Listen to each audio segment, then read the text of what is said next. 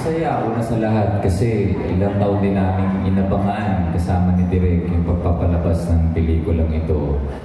So ito, finally, papalabas na sa May 1. And I would say na naging pamilya kami ni Direk na hindi lang din ako may mga kasama kami dito, si Carl, si Johannes, si Melissa na nasa ibang bansa na. So apat talaga kami dito, kasama si Rolando Inocencio, si Kuya Rolly, pa isa. More than matakot, I think we hope na maligayahan kayo at matawa kayo sa mga pinagagawa namin sa pelikulang ito. Kasi horror comedy naman siya. And I would just like to say na I'm very grateful kasi si Direk Joey, bukod sa naging kaibigan ko siya sa pelikulang ito, I can say without bias na yung sistema niya ang pinakamagandang naranasan ko. Hindi lang sa pandemic, outside pandemic. Nag-start kami ng 10 a.m. lagi. Tapos natatapos kami ng, kung hindi 10 p.m., mas maaga pa. Sobrang smooth ng sistema niya. Sobrang ganda ng pre-production na. I hope maraming production ng mahawa or gumana sa ganitong sistema. Kasi sa ginawa niya, we can say na kaya pala, walang excuse, kaya pala basta maganda yung pre-production. Kaya I'm very grateful na nakatrabaho si Direk Joey. At sana makatrabaho ko ulit. Wow! So nilalahat mo ba ang lahat ng director, Pepe, na si Direk Joey ang pinaka-smooth, ang pinaka-magandang sistema? Sa naranasan ko I can say, so far the best system. Wow! Direct reaction mo doon. Ikaw naman pala yung level naman pala yung sistema mo. Doon lang tayo sa totoo. Yeah, well, it's because I had a good actor, di ba? When you have good actors, good intelligent actors, your shooting comes out very smooth, di ba? Hindi lang naman sa amin yan nasa mga artista rin kasi yung apat na kasama ko, si Melissa, si Carl, si Johannes, at si Pepe, apat lang yung artista ko, how could it be not smooth, di ba? At saka naging close kami apat, dahil kami lang talaga ando doon sa pelikula. So yeah, thank you so much for those kind words, Pepe. Thank you din, Direk. Pero nasabi niya din na kaya naman pala natin na i-adapt. Saan ba galing yung sistema mong yun? But i-share mo rin sa iba para lahat ganyan dapat ang sistema din. Para ikaw lang pala yung ganyan. Hindi naman. Direk. Ano yun? Ano sabi mo, Alan Jones? Ano sabi? Sabi niya, kaya naman pala na i-adapt yung sistema na gano'n. Saan ba nagaling yung sistema mo? At saka bakit ikaw lang yata yung gumagawa doon? Well, unang-una, Alan Jones, sa dami ng pelikula ang ginawa ko, hindi ba? Yung mga tauhan ko, gamay na. Yung method ko, yung kaparaanan ko, hindi ba? So, who did I learn this from? Yung sistema ito na tutunan ko kay Pepe Galiaga. Okay? Nung nagtatrabaho kami nila Pepe Galiaga. Itong pagka-organize, yung division of labor, yung selection of people, yung timetable, yung time traffic, lahat yan na pag-aralan ko kay Pepe Galiaga. At na-modify ko sa sarili kong sistema through the years. At kaya yung mga tao ko na kasamahan ko ngayon, maniwala ka, Alan, yung mga kasamahan ko, who's been with me for about 10 to 12 years, yung utility ko is with me for the past 18 years. Kasi magkakasama kami hindi kami kumpanya, pamilya na kami. Dahil yung gamay na namin ang isa't isa. Kaya pagdating mo sa set, maging horror movie na pagtulad ng Vamax, kinikta ko na ayaw ko mapuyat, Alan. It's bad for the skin. Yes. Tama. Direk, pinuri ka ni Pepe. Ikaw naman yung masasabi mo? Ay, nagdalag ka ba? Hello, Direk? Are you there? Sorry. What is the question? Ayan, may delay, no? Direk, pinuri ka ni Pepe. Ikaw naman, ano masasabi mo sa kanyang mga magagandang words? Ngayon naka-work mo siya, sabi mo nga, parang dream come true to makatrabaho siya. Kamusta ngayon naka-work mo na siya?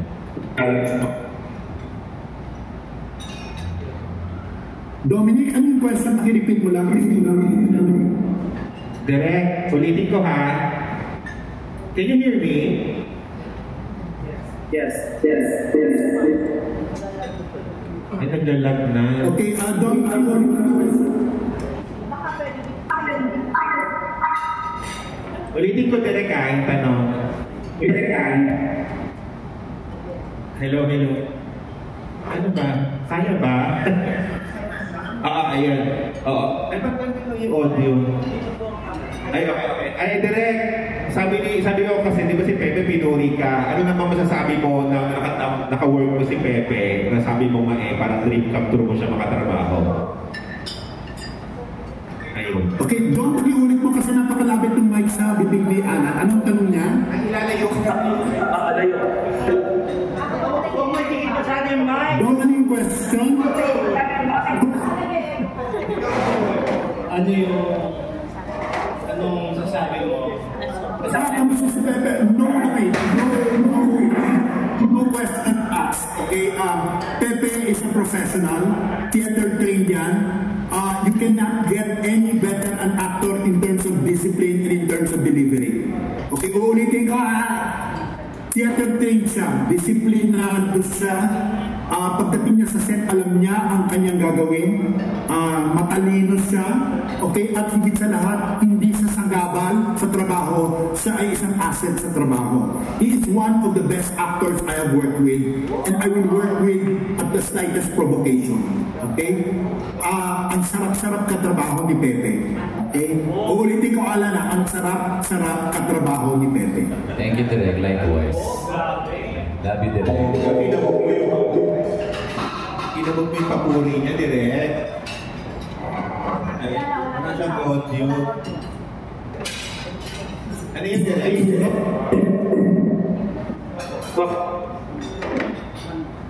Sabi ko, pinabot mo yung ano niya, yung... Ano yung Dom? You have to talk. You have to talk, Dom. Because you are the one here, sir. Direct kinang papuri ni Pepe sa'yo. Yun ang sabi ni Alan Jones. Ano sabi ni Alan Jones? Pinapuri mo ni Pepe. Pinagbugan mo si Pepe direct. Okay. Pepe na lang. Thank you, direct. Hirap ko kausap, Charek. Kasi, kay Pepe na lang tayo. Pepe, may pressure ba sa'yo? May pressure ba sa'yo na magdala ng pelikula, tapos di ba, kasi galing ka sa kasama ka sa highest grossing film in the history of Philippine cinema. So, meron ba kayong pressure na aktiba dun sa'yo pag meron kang pelikula? Lalo na kung ikaw ang talagang bida. Sa totoo lang, hindi naman po mawawala yun ng Sir Alan. Sa lahat ng ginagawa natin project, may healthy pressure talaga. Pero we try our best na hindi mag-dwell doon. Kasi para sa akin, ang bida naman talaga yung kwento. Instrumento lang tayo sa paghatid ng mga kwento na ito. So yun, I hope I answered your question. Oo, last paano, hindi ka ba I'm sure nakakatakot ang pelikula, pero hindi ka ba natatakot or kayo ni Direk na kasi nga ang hirap na pumasok ng mga tao ngayon, ang hirap nilang i-encourage to go out and buy a ticket, diba, to watch a movie.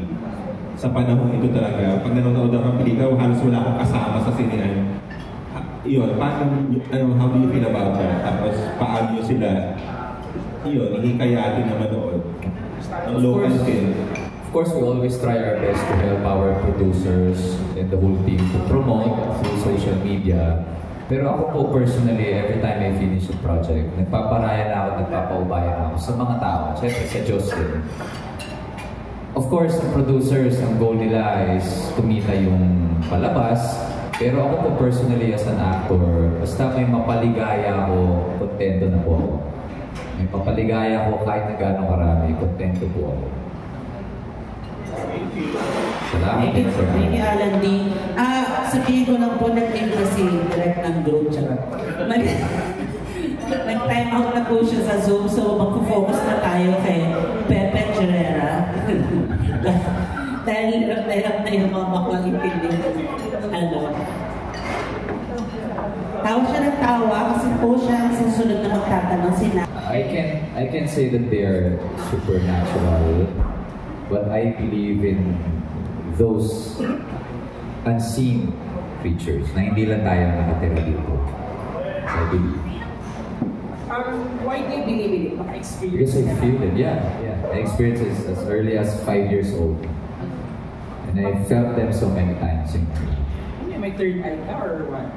Naniniwala kasi ako na lahat tayo pinanganak tayong bukas yung third eye natin. Sumasara lang siya eventually because of external factors. Kasi I have 2 kids. Lahat pareha sila na tumatawat, namingiti na kung saan-saan. So, may mga nakikita sila, just like our pets, they see and feel things that we don't. And I think sa panahon na to, sa age na to, it's now backed up by science. I think ang tawag dito metaphysical. Ano yung So yes. scariest non-experience? Kasi you were saying as young as 5 years old. Yung ancestral house kasi namin sa Caloocan, malapit sa monumento, I think 1950s pa siya. Marami ng, medyo related siya sa Bantay Bahay. Marami nang nakitira na hindi namin nakikita. So as early as 5 years old, hindi pa, hapon pa to, may nagpakita sa aking maliit na, hindi ko masabing bata, pero maliit na creature, na bushy yung hair. So basically yung, yung grotto ni Mama Mary, maliit siya. Meron kaming maliit na grotto. And I thought may sakit lang ako, pero it transformed into a little creature. And then it went on hanggang pagtanda namin, kahit yung mga kapatid ko, kung hindi sila makakarinig, posible duwende. So it's either makakarinig or makakakita. Iba't ibang members ng family, even visitors of the house.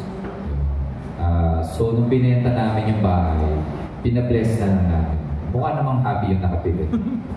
Okay. Yeah. I'll ask the questions. May personal ka ba right na experience dito sa I'm assuming you build in a home house. Yes. Surprisingly, wala naman. Although medyo may kabigatan yung meron silang underground eh. Kasi kinuwento sa amin ng may-ari, nung dumating yung mga hapon, tumira yung ibang mga Japanese soldiers sa bahay at tinago nila yung ibang members of the house, especially the women, dun sa underground. So, tinur kami, we had a tour dun sa underground at medyo mabigat yung atmosphere. Yun. Pero sinasabi ng mga caretaker, kahit sila daw minsan natatakot sila sa gabi at sa tabi, may mga nagpapalit. Personally ba, Pepe, how do you deal ba mga ganito? Kasi since you believe naman, ginadaan ba siya sa dasal? Dasal talaga. And you can call it prayer or mantra, whatever will make you feel light again or connect you to God again. Kasi ang sabi nga nung kuya ko, which is also my mentor, pagka may mga nagpaparamdam sa'yo, usually attracted sila sa light mo eh. Diba? Parang gamo-gamo lang. Attracted sa maliwanag. So you just connect to them by saying na, this works for me every time na we all came from one source, which is God. So pag ginagawa ko yun, gumagaan ulit pakiramdam ko. I feel like they go back to where they belong. Lumalayo na sila sa akin.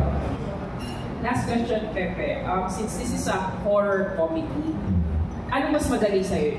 Horror or comedy na genre? And paano pala yung pag-balance nito? I can't do straight horror. Hello, Miss Rosel. Hindi ko kayang gumawa ng straight horror. Sa ngayon, to protect my mental state, okay sa akin ng mga hybrid horror, comedy, action comedy, basta may bahid ng comedy. Okay lang naman drama. Pero yung straight action or straight horror, I try to do other things. Okay. Paano mo siya binabalance mo? Horror at comedy? Actually, I put my complete trust sa director. Kasi vision niya eh. So kung may gusto lang akong baliin ng konti, I always consult the director. But more often than not, I give my complete trust to the director, who is the captain of the ship.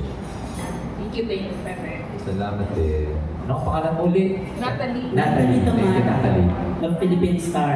O bago ko ipasa yung mic sa susunod na magtatanong, syempre, kabatiin muna natin ang pantay regalo. Si Miss Rosette. Hello, hello again. We're here again. I thank you for coming. And I want to thank Pepe. I've seen the movie. Sobra ako natuwa. Yay! Nakakatawa siya. Sapat na sa akin yan, madam. Okay na si Pepe dyan mag-solo. Maganda. Salamat po. Thank you, Ms. Rosette. Yun na nga, I wanna ask everyone for your support again. Of course, we're doing, gusto natin pasiglain ng cinema. That's why we're here again. Sunod-sunod naman ang ating MediaCon. Kaya ibalik natin ang saya sa pelikula. Siyempre mo, very important yung support ng media for this. Thank you.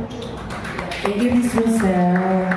Our next question will come from Don Sermino. Ayan, magandang hapon. Hi, Sir Dondo. Yeah. Nakuha na ni Natalie yung question ko, di ba? Ka-akin yan. But nakwento mo rin yung mga anak mo, as earnest na meron na sila nagpaparamdam na may gano'n din sila, parang may third eye din sila. So, anong ginagawa mo? I would like to believe na mga guardian angel nila yun. Okay. So, Ipapakita sa kanila. so pag nakikita mo silang lumingiti-ngiti or parang nakikipaglaro, hindi mo na sila sinasaway or... Hindi naman sinasabi. Kinakausap ko din. Are you playing with your guardian angel? Mabait naman. Hindi naman nakakatakot. Sinasabi naman ng 3-year-old or 34 na daughter ko, hindi naman daw. It's always present naman yung mga nagpaparamdam sa akin. Ayan, sige. Pepe din sa Bantay Bata. Ay, bata. Bata kasi nag-usapan. Bantay Bahay. So, ano yung pinaka-challenging na experience mo dito? Nahirapan ako sagutin kasi ang smooth katrabaho ng Direk Joey. Siguro, Even sa shooting or... yeah. No, pinaka-challenge na for me initially ay kung magagawa ko ba yung gusto ni Direk Joey. Kasi first time ko siya makatrabaho. Doon ang galing yung pressure and intimidation. Kasi Direk, Jose Javier Reyes na siya eh. Yung mga nakatrabaho niya, di ba? Mga icons. Award-winning directors. Yes. Mga nakatrabaho niya before, mga future national artists or icons of the industry. Yes. So, doon ang galing yung challenge or pressure for me at first. Pero nawala lahat yun. Yung first day of work. Kasi sobrang warm ni Direk Joey, ang hilig magbigay ng puri, ang hilig magbigay ng acknowledgement when you're doing a good job. Tapos parang never ko siyang narinig na sumigaw. Siguro once lang, tapos pabiro pa. So, I just grateful at nag-enjoy ako ng gusto matrabaho siya. At yung buong team, ang galing din ng assistant director niya, I can say. Okay. Last na lang, Pepe. Kasi hindi naman ito ang first time na naging bida ka, di ba? So maraming beses ka na namin na-interview na bida ka. Pero ikaw ba, Pepe, naisip mo talaga na darating ka sa ganitong point ng career mo, yung magiging bidang-bida ka talaga, tapos magkaka-award ka pa, and all that? Hindi ko siya consciously iniisip. Although, I always strive for growth as an actor, as an artist. Siguro, ano na lang siya, ano ba tawag doon? Side effect na lang siya for striving for growth and excellence. Na eventually, you'll be given an important role. Ito na nga po tayo, dumating tayo. But we're still, I'm still learning every day. Pero pinangarap mo na maging bida talaga ng pelikula. Not specifically bida, pero given a great role. Yes. Regardless kung bida or supporting, basta makasama sa isang magandang pelikula. Ay, wala rin mang issue sa'yo yun. Kung bida ka today, tomorrow, support ka na naman. Hindi. Kahit special participation po. Like Mr. Rewind, it was a special participation. And I'm just grateful that a lot of people connected with the character and the story. Ayun. Thank you. At kaya pala magaling kang artista. So, thank you very much. Thank you, sir. Thank you very much, Pepe. Saan na siya? Thank you, Don Don. Who else has a question? Ayan si Junardo. Hi, Sir June. Nice to see you. Hi, Sir Pepe. Magaling ka rin stage actor. Between the two, film and stage, which do you prefer? Ano po? Ano yung mas bibigyan mo ng priority, film or stage? Ako, hirap po. Lalo na yung nagiging demand ka sa film. Ang hirap sagutin. Parang pinapapili ako between buko juice and ramen na parehas kong paborito. Depende po sa schedule, but I love both equally. Magkaiba po siya, pero parehas kong mahal na mahal. Like for example, ngayon, I'm doing a musical, Parokya ni Edgar musical, na gusto ko rin po kayong imbitahan. Grateful po kami na ang ganda ng reviews, kaya sana po mapanood nyo rin kung mahilig din po kayo sa mga musical, original Filipino musicals. So I'm doing that, but at the same time, I enjoy doing these kinds of films.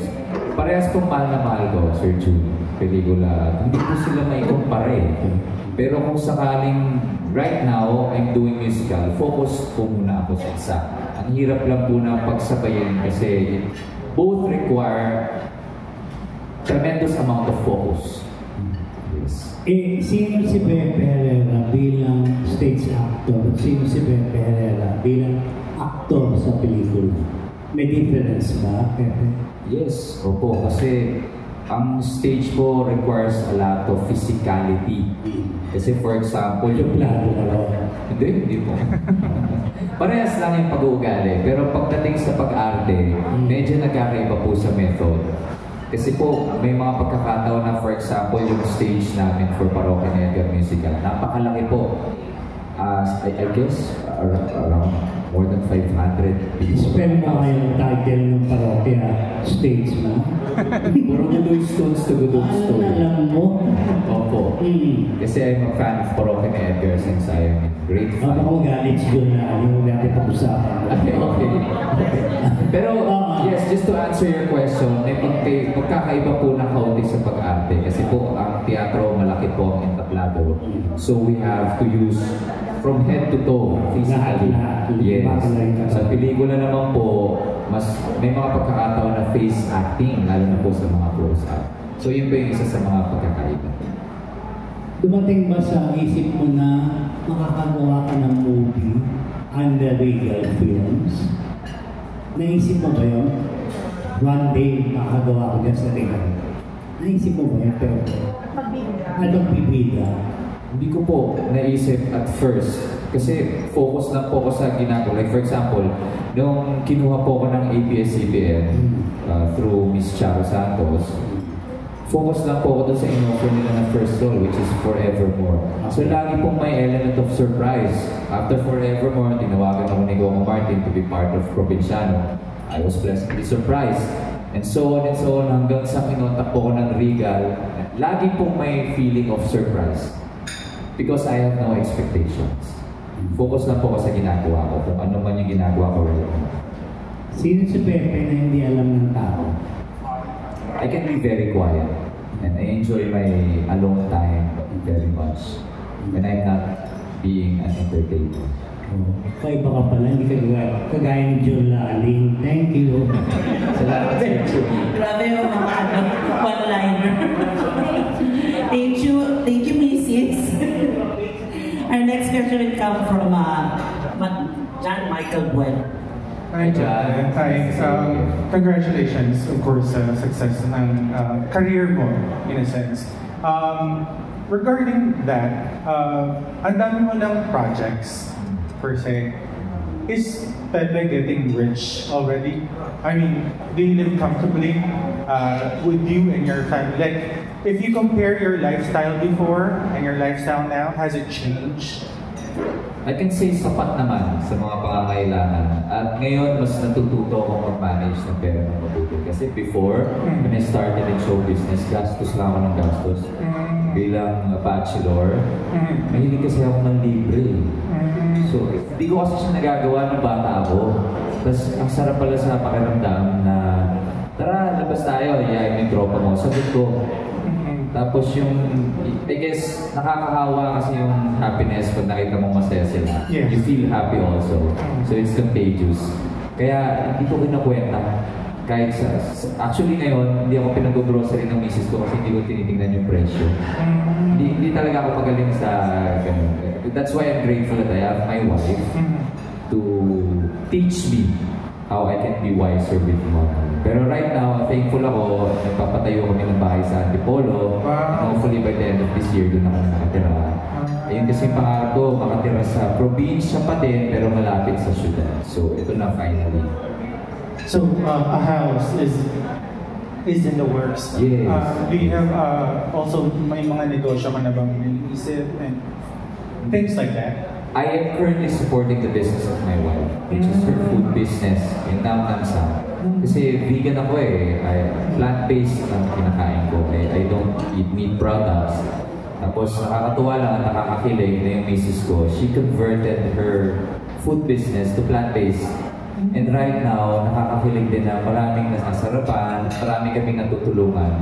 Kasi marami din siyang mga customers na mga cancer recovering patients, mga may injuries na pinascribe sa kanila ng doctor nila na go plant-based.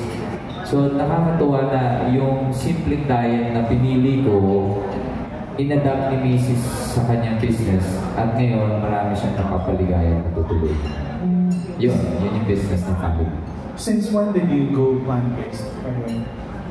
2017, right before ako nag-exit sa provincial. And then, no looking back until now. It's been quite a while na yes, you're doing that.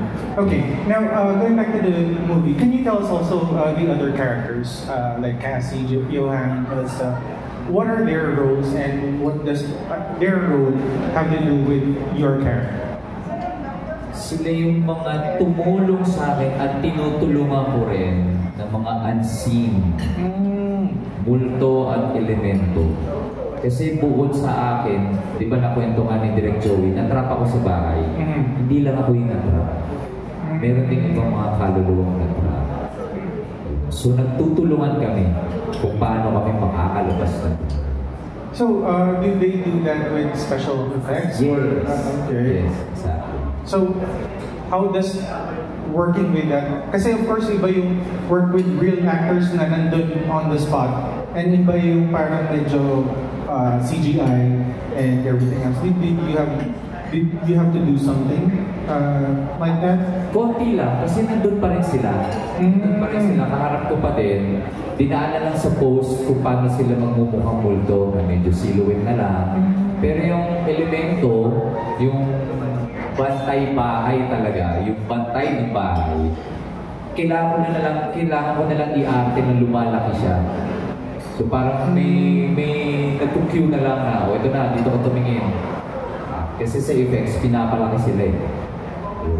Alright. Can't wait to see that. Okay. Congratulations, Ben. Thank you, John. Thanks, John. Pero, singit lang, yung bahay, saan yung location mo? Sa Quezon, sa isang parte ng Quezon. Saan nga yun, Ice? Sarangani ba? Sariaya. Sariaya? Sariaya? Eh, mukhang yun nga. Let's start with the letter S, yes. So, old house ito sa Sariaya? Yes. Sorry? Old mansion. Old mansion. Hindi naman abandon. Old lang. Old mansion sa Sariaya, Quezon. Okay. Ang next question natin, umihilig na siya. Sino po? Bumuyapan. Oo nga eh. Ayun. Sweetheart. Nas ba? Nas po, tama. Si Nas Tabar. Nas. Hindi, nalilito ako sa kanilang dalawa. Nas, no? NAC. Yes. Nabanggit kasi kanina ni Direk Joey na parang walang ibang artista silang naisip for the role except sa iyo. Anong comment mo? Nakwento sa akin yun ni Direk Joey one time na we are having a good time, bonding kami. Maraming beses nangyari kasi nga maaga kami natatapos. So nandun kami sa cafeteria at nabanggit ko sa kanya, we were very honest kasi medyo nakainom na kami. Dito yung DOP. Tapos sabi ko, Direk, aaminin ko sa'yo, nung first day, kinakabahan ako, intimidated ako. Ready na ako masigawan pag nagkamali. May-expect ko na yun. Tapos nagulat ako na sobrang smooth nung shoot natin. Sobrang dali niyong matrabaho. Sobrang sarap niyong matrabaho. Tapos sabi niya, Pepe, huwag ka magagalit ha. I wrote the story for you. Sa katawa yung DOP, pag ko, umiiyak na. Sobrang na-touch daw siya sa sinabi ni Direk. Ganda nung pare. Kung ako sa'yo, maiiyak din ako pare. So yun, napanood daw ako ni Direk Joey sa Hopeful Romantic. Tapos nung napanood niya ako, sabi niya, swak si Pepe dun sa binubuong kwento. Tapos nung sulat niya, I guess he patterned it already to my personality. Siyempre nakakakilig. Yun yung sabi na banggit mo kanina, as an actor, you want growth din. Pero parang yung characters mo usually, parang specifically, medyo pareho sa personality mo. So, ano yung parang mahirap na you want growth pero parang medyo nasa stereotype ka rin sa mga. Wala naman akong problema doon, Nas. Kasi kailangan nila ng ganitong klaseng personality for their story. So again, what I said a while ago, ang pinakamahalaga sa akin yung kwento. Kung makakatulong ako, regardless of my personality, sa kwento na gusto niyong ibahagi, lalo na kung magandang kwento na may gustong importanteng sabihin, go! Pero, to answer also your question, may mga dream roles ako na medyo malayo sa aking personalidad. One of which is a biopic. Na banggit ko na to sa mga iba kong kaibigan producer. Pinag-iisipan nila, actually they're interested to do it. Pero gusto kong gampanan yung buhay ni Pepe Smith. So isa yun sa mga dream roles. Last na lang, kung si Pepe Herrera yung kulundot sa bantay ba, ano yung gagawin? Ako? Magdadasal at magdadasal. Siyempre, tatawagan ko yung mga mahal sa buhay para tulungan ako. Pag na-deadbat na, magdadasal at magdadasal. Thank you. Thank you, Nas.